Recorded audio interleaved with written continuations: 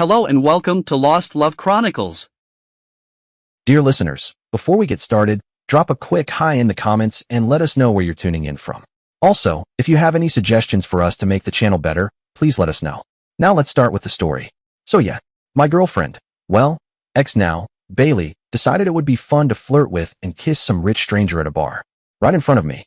Like I was some invisible intern she brought along to hold her purse. Then she publicly mocked me like she was auditioning for Mean Girls, the Wall Street edition. I'm Henry, 27. I was dating this chick, Bailey, she's 25, with the kind of face that could get her free drinks on a tarmac and a body that made yoga pants look underqualified. She worked in sales or marketing or one of those corporate mystery zones where people smile through spreadsheets. I worked in a different department, which was a blessing. I mean, imagine dealing with someone who turns passive aggression into a second language and also controls the team calendar. She came from a suburban background, super basic, honestly. White picket fence, golden retriever, PDA mom, the whole starter pack. Nothing tragic, nothing dramatic. She thinks having dial-up until 2009 was trauma. Me? I'm doing alright. I've got my own place. No roommates trying to steal my Pop-Tarts or borrow my socks for months. My bills are paid on time. I know how to use a screwdriver, and I don't ask my parents for rent.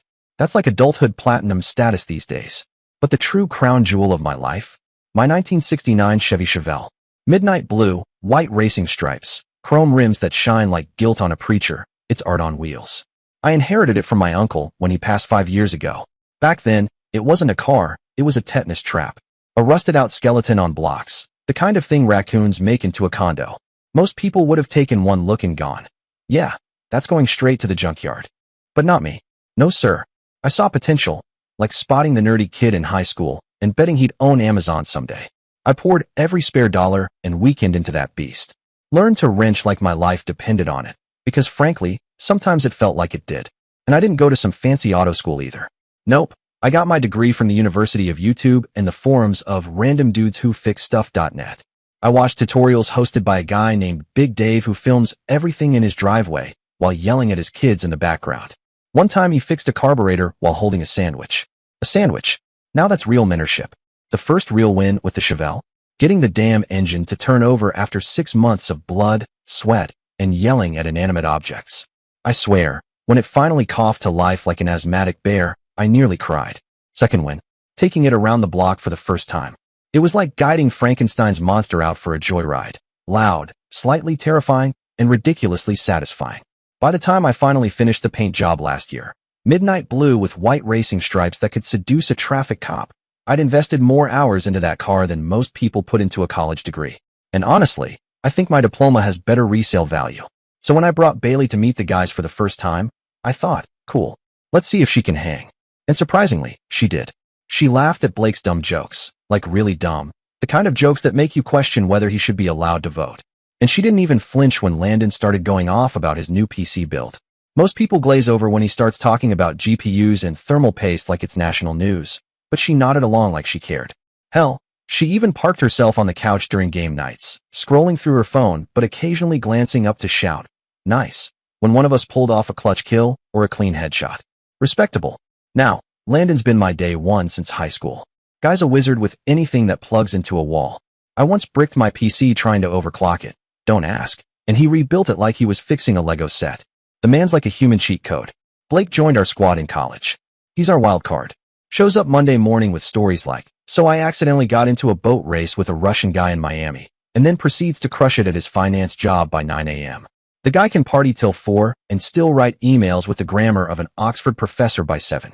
I don't trust him, but I admire him. Anyway, things with Bailey were pretty smooth at first. Weekend dates, weeknight Netflix and chill. It was your standard modern romance template. We'd do dinner, watch a movie, and occasionally pretend we liked the same music. But then, about 8 months in, she started tossing out these cute little comments. You know, the ones that are technically questions, but feel more like passive-aggressive Yelp reviews. Don't you think that car is too old? No. That car has more personality than most of my coworkers. How long are you going to play that game tonight? Long enough to forget you just asked me that. Nothing big, mind you. Just constant little jabs. Like emotional paper cuts. Death by 1,000 sighs. One time, I was under the Chevelle fixing the exhaust system, literally covered in grease, hands full, metal shavings probably floating into my eyeballs, when she shows up unannounced and just stands there, sighing, loudly. like she was auditioning for the role of disappointed girlfriend number one in a student film. I rolled out from under the car, wiping my hands on an old t-shirt, and gave her my best what now? Look, I thought we were going to that new sushi place tonight, she says. I blinked. We weren't. She huffed. You didn't say anything. I did. I literally told you I was working on the car tonight. And that was that. Here's the weird thing. I always made time for her. Always.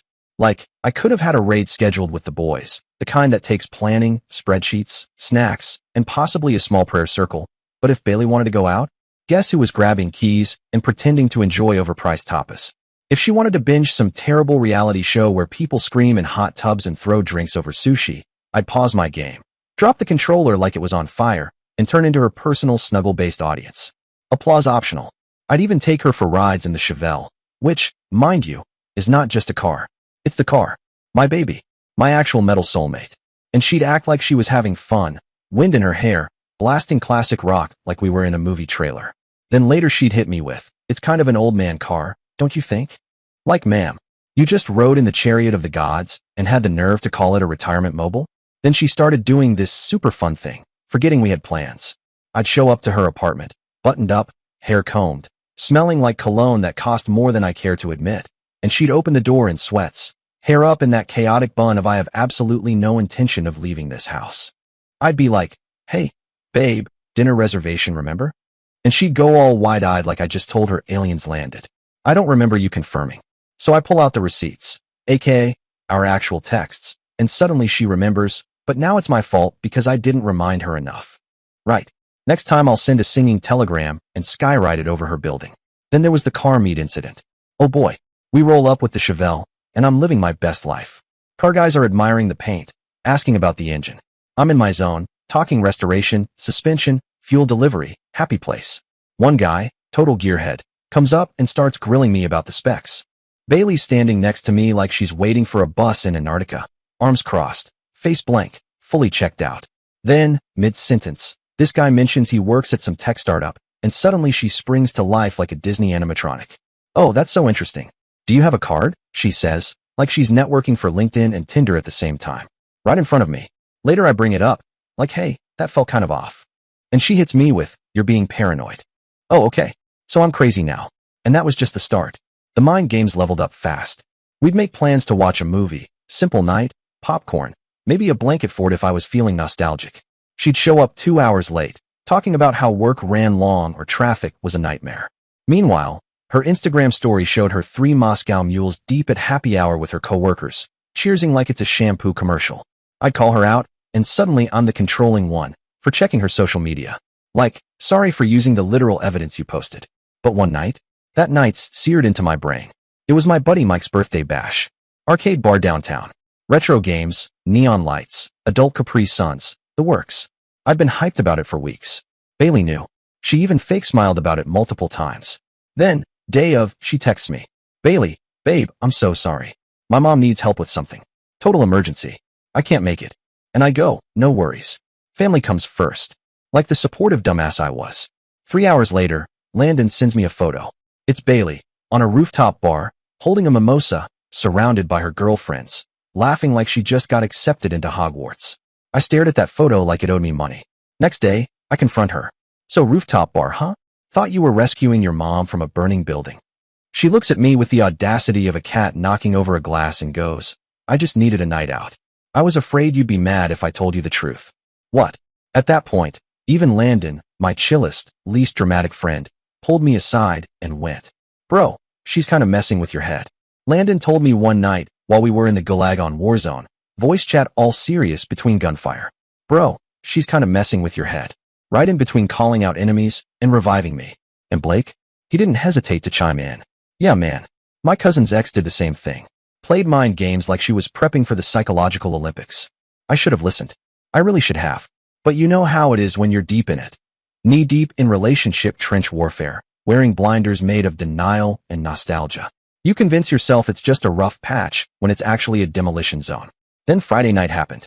And please, I need you to read this part with full focus, like it's a final boss fight cutscene, because this is where things go off the rails. So earlier that day, Bailey tells me she's having dinner with some college friends. Totally chill. I even told her, cool, have fun, Like a supportive boyfriend who has no idea he's about to walk face first into betrayal, wearing cologne and clean jeans. That same night, I had plans to hit up this spot called The Local with my guy Jake from work. But Jake had to bail last minute. Kid got sick. Total dad mode. So I'm like, alright, solo mission. No biggie. Then the first red flag waved like a matador in my face. That morning, I caught her scrolling through my phone while I was in the shower. Straight up standing there, holding it like she was reviewing security cam footage. I step out, dripping wet and confused. What are you doing? She doesn't even blink. Just checking the time, she says, and puts it down like she didn't just go full MI6 on my texts. I mean, lady, the microwave tells time too. Why not go spy on that? And yeah, my phone's got a passcode. But I made the rookie mistake of letting her see me punch it in once. Just once. You think she's not paying attention, but they've got memory like the NSA. Anyway, later that night, I walk into The Local around 10 p.m., expecting to grab a beer, maybe chat with a stranger about classic muscle cars. You know, normal guy stuff. But no. I walk in and boom. First thing I see is Bailey. Not just sitting with a dude. No. She is practically mounted on him. Full hand on the thigh. Eyes sparkling like she just discovered Bitcoin in 2008. Giggling at everything he says like he's doing a live Netflix special. And I just freeze. My brain's like, brain, nope. Error 404, logic not found. For a solid 10 seconds I just stood there, stuck in a Windows XP loading screen. Like, surely I've walked into the wrong universe. This can't be reality. So I walk over, not angry, not yelling, just genuinely confused. Like I was trying to solve a murder mystery and just discovered the main suspect is my girlfriend. Bailey, I said. She looks up at me, and for a split second, I saw it. That tiny flicker of SHD. Asterisk, but then bam. Reboot mode activated. Face blank. Voice calm. Can I help you? She says. Like she's a Walgreens cashier, and I'm asking where the shampoo is. The guy she's with straightens up like he's just been interrupted from reading stock reports. Is there a problem? He asks, tone all smug. Dude had trust fund energy, expensive watch, tailored suit, perfect haircut that probably requires a subscription, and a Tesla key fob on the table like it's his personality. I mean, let's be real. This guy's never changed his own oil or fixed anything around the house. This guy, Tesla guy, he's got that smug look like he's never been told no in his entire life. You know the type. Probably thinks Whole Foods is affordable and valet is mandatory. I'm just trying to keep it together. I'm just wondering what's going on, I said, locking eyes with Bailey. And that is when she pulled the dirtiest, low-down move I've ever experienced. Like full-on betrayal speedrun mode. She turns to Captain Organic Skincare and goes, loud enough to make heads turn, "This is that creepy guy from work I told you about. He's been following me around the office for months." Oh, my soul just packed its bags and tried to leave my body. The whole place went dead silent. The bartender paused mid-pour. The air shifted like I'd just been declared the villain in a Lifetime movie. And I could feel it. That sudden energy in the room. Like everyone was collectively deciding, welp, time to tackle the creep. This big dude at the next table looked like he eats kettlebells for breakfast, turns around, eyeballing me like he's about to launch a citizen's arrest. Then Bailey, ever the actress, turns to a waitress walking by and goes, "Can you get someone? This guy won't leave me alone." I swear, the waitress didn't even blink, immediately reaching for her little walkie-talkie like she was reporting an alien abduction. And then security guy enters the chat. Dude's walking over with his hand already hovering over his radio like he's about to call for backup, a drone strike, and maybe land a Neeson. Tight black t-shirt with security printed so tight across his chest, it was basically screaming at me. Meanwhile, two guys at the bar, probably accountants with delusions of grandeur, stand up like they're about to be the heroes of that night. They saved the blonde from the office creep. And Tesla guy? He's just sitting there with a look like this is the highlight of his week. The smugness on his face was so intense it had its own gravitational pull. He was sipping his cocktail like, "Yes, dance for me, peasant." But then, right as the walls started closing in, something clicked in my brain. Not panic, not anger, just clarity. Like that moment in movies when time slows down and the main character suddenly gets it. I could see the whole scene from above. Like I was Neo in the Matrix, and Bailey had just thrown the dumbest punch imaginable. So instead of freaking out or flipping a table like they were clearly expecting me to, I took a breath and decided, you know what? Let's flip the script. I blinked, looked at Bailey like she'd just told me she'd joined a cult, and said, completely calm, "Oh, I didn't realize you had a boyfriend." And let me tell you, Tesla guy's face twitched. Just a little. Like someone unplugged his emotional software for a second. He looked over at Bailey, then back at me like, "Wait, what?" The security guy paused mid-step. The waitress froze mid-radio. Even the two bar bros sat back down slightly, sensing the plot twist. Bailey jumped in, her voice going from confident to scrambling like a glitchy GPS. No, he's just some weirdo from. We work together, I said, cutting her off, smooth as butter on a hot day. Marketing department. Different teams. Then I turned to Tesla guy, giving him the most polite, apologetic expression I could muster. The kind of face you'd use if you just accidentally parked in someone's reserved spot, but left them a handwritten note and a Starbucks gift card. Man, I'm really sorry. I looked at Tesla guy, still with that same calm, polite tone, and said, if I'd known she was with someone, I never would have hooked up with her last weekend. Bailey's face? Absolutely priceless. Her mouth dropped open like her Wi-Fi signal cut out mid-sentence. Eyes wide, blinking, trying to process, like she was buffering. Just stuck on that spinning wheel of denial. Security guy, who up until then was one sir, I need you to leave away from body slamming me into the jukebox, crossed his arms and leaned in slightly. Now he was interested. And Tesla guy? His whole expression changed. That smug stock photo grin disappeared faster than Bailey's credibility. What are you talking about? He asked, voice sharp now.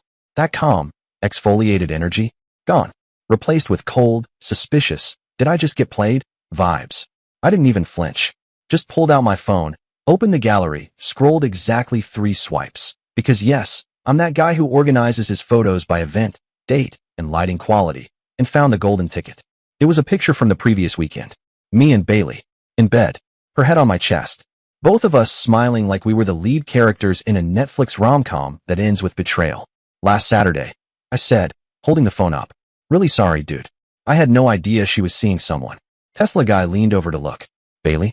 Her face had gone full HP printer low on toner, drained, patchy, malfunctioning. He's lying, she stammered, already spiraling. That's an old photo. I calmly turned the phone around and pointed at the date stamp in the corner. 6 days ago. Boom. Roasted. The waitress. Yeah, the same one Bailey had tried to weaponize against me earlier? She was fully invested now. Leaned in like she was watching her favorite drama unfold live, popcorn pending. Security guy? Oh, he was enjoying this way too much. His stance shifted into this is better than cable. Tesla guy turned to her, his voice low and sharp. You told me you were at your sister's last weekend. I shrugged. I can show you our texts from that night too, if you want. I tapped my screen, opening the chat thread like I was opening evidence exhibit A. She sent me her location pin from my place. Right here. And see? She even sent me that lingerie pic right before coming over. Now look, I'm not a savage. I didn't actually show him the lingerie pic. I'm not trying to get kicked out of a bar for flashing digital underwear. But mentioning it, that was enough. That look on Tesla guy's face went from I'm confused to I need hand sanitizer for my soul in 0.3 seconds. He stood up, grabbed his jacket, and slapped some cash on the table like he was closing the worst deal of his life. Don't bother, he said. We're done here. Wait, I can explain. Bailey blurted, voice cracking like a middle school band trumpet. But it was too late. He was already walking out. Straight line. No hesitation. Probably Googling how to get emotional damage refunded via Apple Pay. I just stood there for a second, letting the silence settle in like fresh snow after an avalanche of truth. Every person within earshot was staring, not even pretending not to. Some phones were out. I'm probably on TikTok by now under hashtag Chevelle Revenge. The waitress, the one Bailey wanted to get me removed, was now watching me like I was the hero in this telenovela. Enjoy your night, I said to Bailey, and turned to leave. As I walked past the security guy, he gave me a subtle nod and whispered, nice move, bro. I swear, if I wasn't emotionally fried, I would have fist bumped him. Behind me, I heard Bailey start crying. Not like a quiet, reflective I made poor life choices cry. No, this was full-blown, ugly sobbing. The kind that's loud enough to echo and dramatic enough to make strangers uncomfortable. Like she was auditioning for a soap opera on full volume. I didn't look back. I wasn't giving her that scene. Not tonight. The second I stepped outside and felt the fresh air hit me, I pulled out my phone, opened our group chat with Landon and Blake, and typed. You won't believe what just happened. I didn't even go home that night. I drove straight to Landon's place where he and Blake were hosting one of their legendary poker nights. Walked in like I was the protagonist of some gritty revenge movie, minus the trench coat and slow-motion music. First thing I did, blocked Bailey. Phone, blocked. Social media, gone. Deleted, erased, vanished like I was scrubbing a hard drive for the FBI. I didn't care what narrative she was about to spin. She'd already shown me who she was. I'd seen the live performance. No encore needed. I walk in and Blake's already 3 energy drinks deep, eyes wide like an anime character, vibrating slightly. The moment he sees me, He nearly jumps out of his chair. Bro, you better tell me everything now. I didn't even sit down right away. Just laid it all out. The dinner lie, the Tesla clown, the public betrayal, and the plot twist ending. Landon and Blake sat there, mouths open, chips forgotten, just absorbing every twist like they were watching a courtroom drama unfold in surround sound. Landon blinked and said, Bro, what the hell? That's some cold-blooded chess move you pulled. He leaned back like he needed a breather. Most guys would have gone nuclear. Like flip a table, get banned from the bar kind of nuclear. Blake couldn't even speak. He was just wheezing, shaking his head. Dude, the date stamp on the photo? That's like catching someone with a murder weapon still in their hand. He actually wiped away a tear. Drama queen. We were mid-poker hand. Blake was all in on pocket dates for no reason, when suddenly my phone exploded. Not literally, but close. Calls, texts, notifications pouring in like I'd just leaked government secrets. Bailey was calling from numbers I didn't recognize like she was using burner phones from a spy movie. Then came the texts, from her friends, her roommate, random people I'd never even met. Suddenly, I was the villain in a story I didn't know existed. Screenshots started rolling in. Messages where she told her friends I was obsessed with her. That I'd been stalking her for months. Like, sure Bailey. I totally spent months in a trench coat with binoculars just hoping to catch a glimpse of your daily Starbucks order. Landon grabbed my phone, held it up like he was performing dramatic theater, and read one out loud in a high-pitched, nasal voice. You're going to regret humiliating her like that. Then he added in his own improv. You'll rue the day. Rue it. Blake nearly fell off his chair laughing. Bro, the only thing you're going to regret is not filming her face when you showed him that pic. And it didn't stop. It was like watching a clown car of drama. Every 5 minutes, something new popped out. Her roommate texted me, full-on therapist mode, saying I was emotionally abusive for exposing her. Like I'd just announced her credit card debt on live TV. Then, this was the best part. A random dude I'd never even heard of, much less met, DMs me with the most cliché tough guy message. Better watch your back, punk. Like, okay chat. Real original. You want to duel at high noon too? Landon and Blake? Absolutely loving it. They turned it into a game, reading each new message in increasingly absurd voices. British butler. Southern belle. Landon even did one as a 1940s noir detective. She had legs for days and drama for miles. Blake tossed more chips into the pot and said, how much you want to bet she's telling everyone you two were on a break or some BS? Landon shook his head, sipping his soda like it was whiskey. Nah, she's gonna say he was just a friend and he overreacted. Both wrong. The real story she started spreading? That I'd been stalking her for months. That we'd never even dated. That I'd photoshopped those pictures of us together. Absolutely insane. That Monday, I showed up to work early, like before the try-hard intern with something to prove kind of early. Walked in with purpose, laptop bag in hand, like I had a corporate mission from God. Went straight to my manager and said, hey, I think I need to move closer to the design team. Cross-functional synergy. Collab opportunities. Big marketing push. You know all the buzzwords. He blinked twice, nodded, and said, sounds good. Didn't even ask questions. The man heard cross-functional and mentally checked out. Bless his heart. By noon, I had moved to the other side of the office, miles away from Bailey and the land of petty drama. I spent the morning setting up my gear like I was deploying a command center. Dual monitors, ergonomic keyboard, even my mini desk cactus made the move. IT dude helped me reconnect everything. Shout out to Greg in IT. Legend. He didn't ask why I was moving either. Just gave me a knowing look and plugged in my Ethernet cable like a silent bro handshake. By lunchtime, it was like I had always sat there. Like the marketing gods had intended it from the beginning. And the silence? Oh, that must have bugged Bailey more than anything. No confrontation. No fight. Just corporate ghosting. She tried for 2 weeks straight. I'd be mid-email and suddenly she'd appear at my new desk like a jump scare. Hey, can we talk? Sorry, got a call. What about now? Back-to-back meetings, all week. Tight schedule. She waited by the coffee machine, once like a caffeine-fueled stalker. Tried catching me by the elevator. I stepped into the stairwell like I was training for a fitness challenge. Every time she reached out, I hit her with the not interested energy of a man who'd seen too much. And the more I ignored her, the more unhinged she got. Classic. Then came Kendra.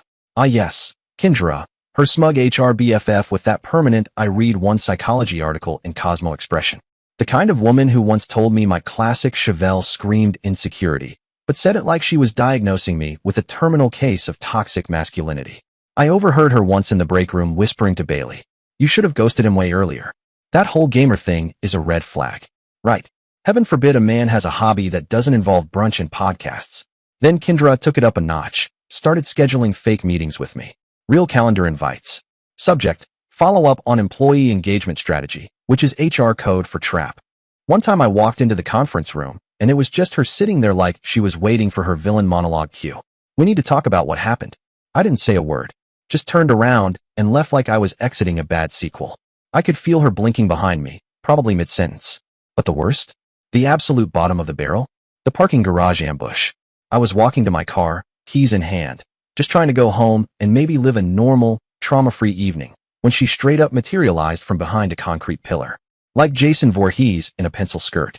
"You need to hear my side," she said, stepping in front of the driver's door like she was filming an apology video. Nope, didn't say a word. Just walked around the car, got in from the passenger side, locked the doors like I was avoiding a zombie attack, and backed out while she stood there yelling into the exhaust. And then, because apparently this wasn't unhinged enough, I came in one morning to find a handwritten letter on my desk. 4 pages, front and back, like it was a rejected novel manuscript. It was Bailey, of course. The letter was a masterpiece of gaslighting calligraphy. Her whole pitch? That I'd misunderstood everything, and she was just trying to protect herself at the bar. I didn't even bother reading the whole letter. 4 pages, front and back? What is this, the Bailey Manifesto? Nah. I took a picture of it, sent it to Landon and Blake with the caption LOL, and fed that drama straight into the shredder like it owed me money. A few days later, Blake, who works in the same building but for a different company, caught her trying to corner me in the lobby. She did that thing where she pretended to casually bump into me, but it was more choreographed than a TikTok dance. I sidestepped her with the precision of a ninja avoiding HR paperwork. After she finally stormed off, Blake walked up holding a sandwich and said, "Dude, she looks like she's about to go full Fatal Attraction on you. Want me to have my cousin Vinny pay her a visit?" He smirked, but I'm like 80% sure he wasn't kidding. I just said, "Make sure Vinny brings cannoli." Eventually, Bailey escalated to email, the modern scroll of regret. She sent this long, meandering essay about how Brent, aka Tesla Guy, wasn't serious. That what we had was real. And this part killed me. How she just got scared. Scared of what? Stable relationships? Torque ratios? Loyalty? I didn't respond. I saved it, then deleted it. Because it wasn't an apology, it was a panic flare. The digital version of please ignore everything I did and focus on how sad I am now. Landon came over that weekend with a 6-pack of sugar-free energy drinks, read the email while crouched over my armrest, and shook his head like a disappointed dad. Classic, he muttered. She's not sorry she did it. She's sorry she got caught. We were knee-deep in this new battle royale game, shouting callouts and launching grenades like it was war and none of us had real jobs. Suddenly, my phone buzzed. Unknown number. Opened it. It was a picture of Bailey, crying, mascara running down her cheeks like she got waterboarded by her own eyeliner. Caption: "Look what you did to me." Before I could react, Blake grabbed my phone, typed, "New phone. Who this?" and hit send. Just straight up sent it with zero hesitation like it was a fire and forget missile. We laughed about that for days. Blake printed it out and taped it to my fridge like it was a piece of modern art. I thought that was the end. Seriously, I kept it professional at work. No drama. No gossip. She fired off one more half-baked apology email, probably typed while crying into a glass of cheap white wine, and I ignored it. Case closed, right? Wrong. Friday night rolls around, and I'm in my sanctuary, the garage. The Chevelle's halfway up on jack stands. I'm elbow deep in wire looms and connectors, and the playlist is running with some old-school rock and lo-fi mixed in. Real peaceful stuff. Like Zen, but with more grease and cursing. Landon was supposed to swing by with some parts. Blake said he might show up with snacks and chaos, as usual. Meanwhile, I was under the dash, trying to feed a wire through this tiny, infuriating hole behind the center console. Swearing under my breath because, fun fact, whoever designed this car back in 1969 clearly didn't anticipate some idiot in the future would want to install a Bluetooth-compatible stereo system. After a full hour of sweating, swearing, and nearly dislocating a shoulder, I finally got the new head unit mounted in place. It actually looked great. I took a moment, wiped my hands, and was just starting to connect everything, when my phone buzzed. Landon texted saying he was running late, classic, but he'd picked up the AUX adapter I needed. Finally, the one piece standing between me and Bluetooth greatness. I was halfway under the dash, wires everywhere, looking like a mechanic-turned-octopus, when I heard a car door slam outside, followed by pounding on my front door like it owed someone money. Then came the voice. "Coward," she screamed. "You made me look like a fool." Yep, that was Bailey. Full volume. Zero self-awareness. I froze mid-wire splice, hoping maybe if I didn't move she'd lose sight of me like a T-Rex in Jurassic Park. But nope, she was outside yelling, her voice echoing through the neighborhood like she was auditioning for a soap opera called Revenge of the Delusional. Lights started flipping on around the cul-de-sac like it was a reverse Christmas tree. And then, of course, Mrs. Jameson from next door popped out onto her porch in her bathrobe, gripping a cup of tea like it was popcorn. That woman lives for neighborhood drama. She once live-tweeted a raccoon getting into someone's trash. I didn't open the door. I didn't even respond. I just walked back into the garage and turned my music up to full blast. Like petty, don't engage the nonsense full blast. And for a while silence. Then smack. Followed by a noise that made my spine itch. Not a car backfiring. Not something falling. Just wrong. I bolted out the side door and made it just in time to see her speeding off, tires screeching like a fast and furious reject. Then I saw it. The Chevelle. Sitting in the driveway like a war victim. Coffee dripping down the hood. A mangled drink cup on the ground. And then it. A freaking scratch. A deep, jagged scar slicing straight across the passenger door. Like some enraged velociraptor had tried to key a breakup poem into the paint. Clear coat. Gone. Paint. Shredded. My soul. Exiting the chat. I walked up slow, like maybe if I blinked enough it would disappear. Spoiler, it didn't. That wasn't just vandalism. That was sacrilege. I wasn't yelling. Wasn't crying. Wasn't even breathing, honestly. I just stood there, fists balled up like I was waiting to punch air, staring at the crime scene. This car wasn't just a car. I built it. I breathed life into it. I gave it CPR with my weekends and sanity for 5 straight years. And she came to my house, and keyed it because her little romance novel fantasy went up in smoke. Like that was somehow my fault. That's when Landon and Blake pulled up, their headlights catching the side of the Chevelle like a crime scene spotlight. Landon stepped out first, saw my face, then looked at the car. What the hell happened? He crouched down like a mechanic/coroner, examining the damage like it had a pulse. I didn't even turn. Just muttered, freaking Bailey happened. Blake walked up behind me, dead silent at first. Then, bro, she's gone full psycho. This is restraining order territory now. I exhaled and pointed. Look at this. I was pointing to the scratch. Do you even know how many hours I spent on this paint job? I said, voice tight, pointing at the devastation like it was a war crime. I wasn't exaggerating. I had to color match the original factory paint. None of that close enough, rattlekin nonsense. No, I found this guy in Michigan. Some mystical automotive wizard who mixes paint by hand like it's a vintage wine. The man probably wears gloves and whispers to the pigments. 6 coats. Applied by yours truly. In a dust-free DIY tent I made from plastic sheeting and broken dreams. Landon crouched down, ran a finger along the damage like he was identifying a body. She got it good, he said grimly. Down to the metal in a few spots. That's when it hit me.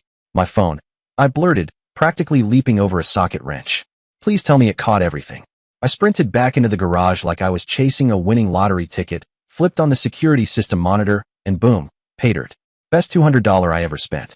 Bought it last year after someone tried to break into my neighbor Doug's place. Caught a raccoon flipping Doug off on night vision once. Totally worth it. And now? Oh man. Bailey. On. Full. Display. Face. Car. Coffee. Key. Chaos. It was all there, like a Netflix true crime special. Only she was the criminal, and the victim was a poor defenseless Chevelle. Even better? That dumbass looked right at the camera, and I mean directly, as she took out the house key I'd never asked for back, rookie mistake, and dragged it along the paint like she was signing her name on my soul. Blake leaned over my shoulder and let out a whistle. Holy crap, he muttered. She straight up keyed your car on camera. That's like criminal stupidity. Like gift-wrapped confession stupid. 1080p, night vision, multiple angles. If it had slow-mo, I'd have edited it into a music video.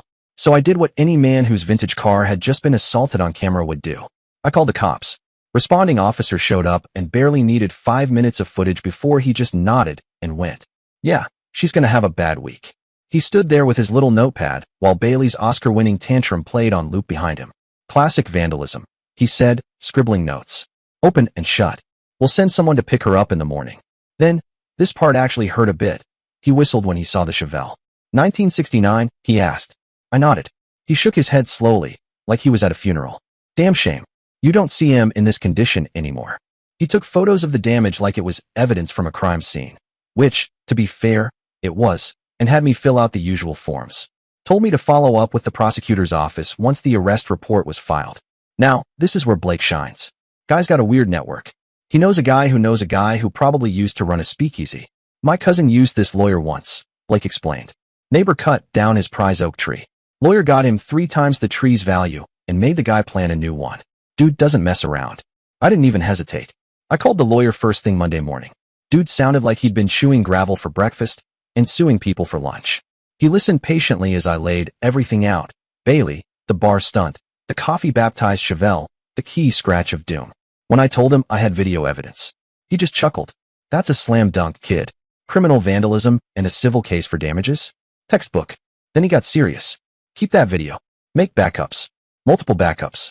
Store one in the cloud, one on a hard drive, and one in a lead-lined vault guarded by monks, just in case. Lawyer advice is weirdly intense. Anyway, next stop. HR. I typed up the most professional email of my life. Subject line: formal complaint regarding false accusations and property damage. I CC'd our department lead. I CC'd HR. If I could have CC'd Karma, I would have. I explained everything. How a co-worker had falsely accused me in public, then escalated by damaging my personal property. How I had both a police report and security footage to back it all up. I didn't rant. I didn't editorialize. I just let the evidence talk. I attached the video footage, photos of the damage, the police report, screenshots of her texts from 3 different random numbers after I blocked her.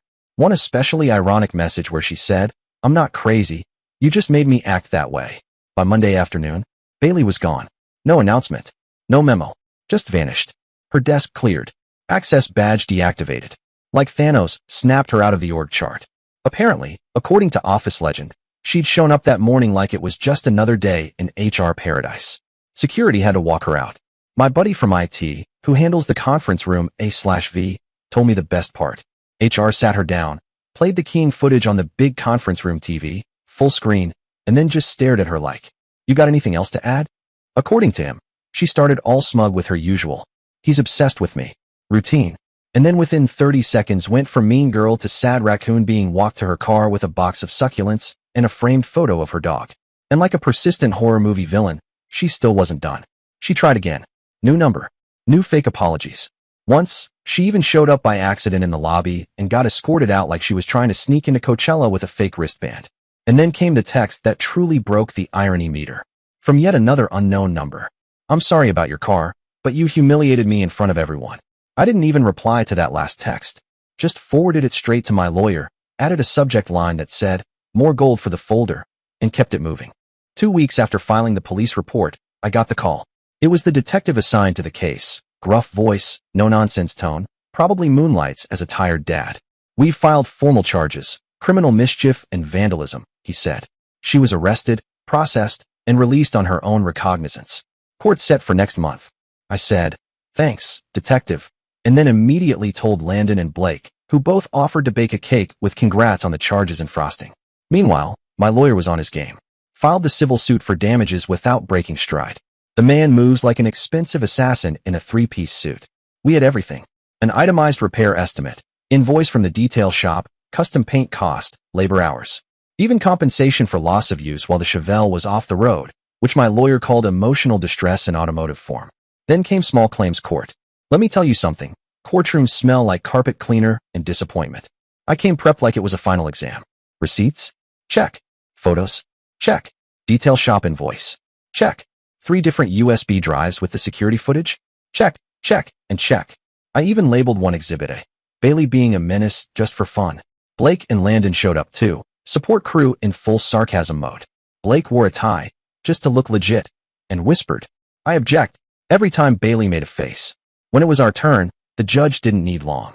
Bailey tried to play the "he stalked me" card again, but the judge, this stone-faced woman who looked like she'd seen every lie known to mankind, just raised an eyebrow and held up the printed stills from the security cam footage.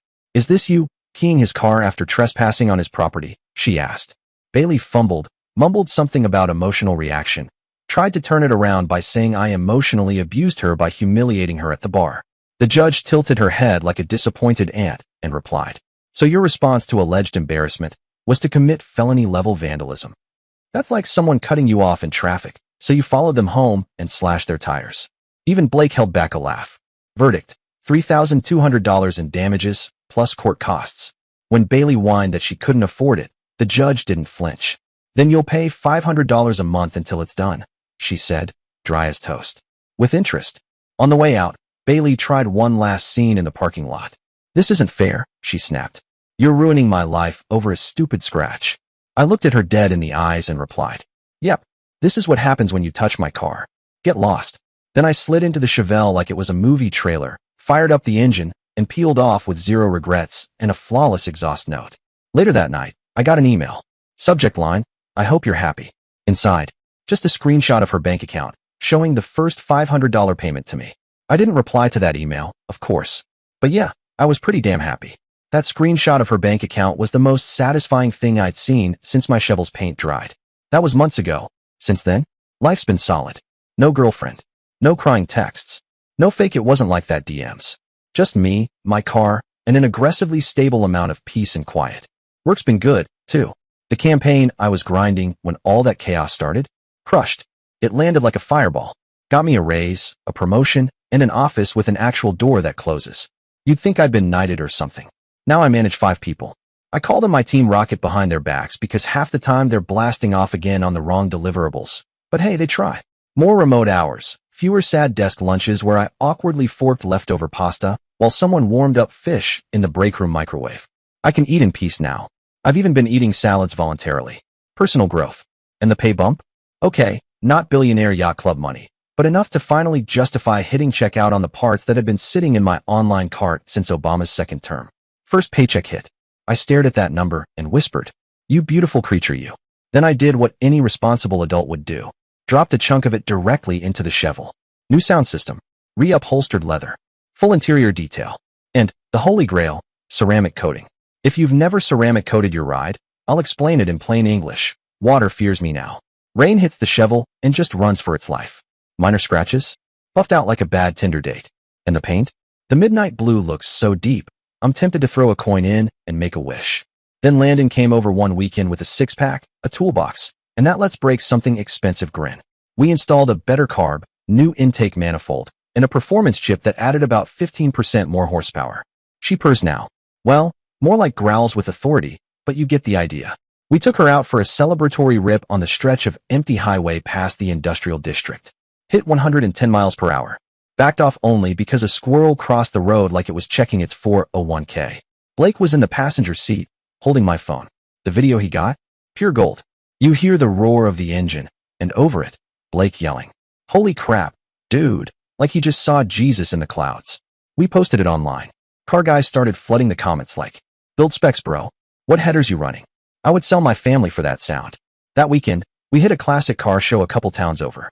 I rolled in early and parked the Chevelle next to a row of Camaros and Mustangs, all shiny and growling like they had something to prove. But by the end of the day, trophy in hand, best in class. The show organizer was this grizzled old guy with a beard that had seen 3 wars and 1,000 engine swaps. He walked up to my car, didn't say a word for like 10 minutes, just slowly circled it like it was a sacred artifact. Then he leaned over and spent 20 solid minutes looking over my engine bay, nodding approvingly. You don't see craftsmanship like this much anymore, the old guy muttered, handing me the trophy like he was knighting me with a chrome-plated wrench. I half expected him to salute the Chevelle. Felt good, not gonna lie. So I went home and rewarded myself the only way a grown man with no girlfriend and expendable income does. I upgraded my gaming setup. New GPU, new headset, monitor so wide it practically wraps around the room. Me, Landon, and Blake started grinding this new battle royale. No Bailey. No chaos. Just trash talk, cracked knuckles, and grown men yelling at pixels like our mortgages depended on it. Last week, Blake pulled off this ridiculous 1v4 in the final circle. Dude was down to like 2 health bars and a dream. He clutched it, screamed like he just got drafted into the NFL. Landon knocked over a chair. I spilled Red Bull on my sock. The neighbors probably thought someone got murdered. And then, one day, I walk into this little indie coffee shop downtown. Hipster Central, plants in jars. The whole we only use beans blessed by Monk's vibe. And there he is. Brent. Tesla guy. We locked eyes. For a second, I braced myself for some passive-aggressive line or one of those smug rich guy chuckles. But nah, he walked right over. No hesitation. Hey man, he said. Just wanted to say thanks. You saved me a headache. Wait, what?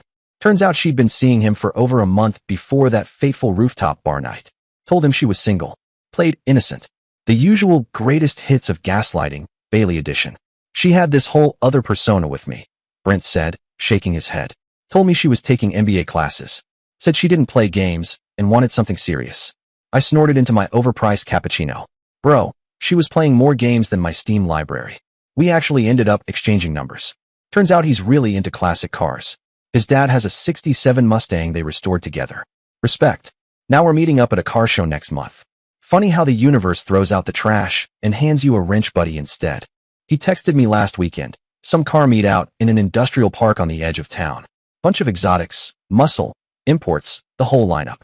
Took the Chevelle out there, parked next to his buddy's Porsche that looked like it had a TikTok account. And yet, people kept coming over to check out my ride, ignoring the $200,000 midlife crisis machines. That's the thing about classics. They've got soul. Money can buy carbon fiber, but not character. Lately I've been hanging out with a new crowd, too. Found this car club that meets every other Saturday at this greasy, echoey garage near the train tracks. A bunch of guys who actually work on their own vehicles, instead of just talking about them.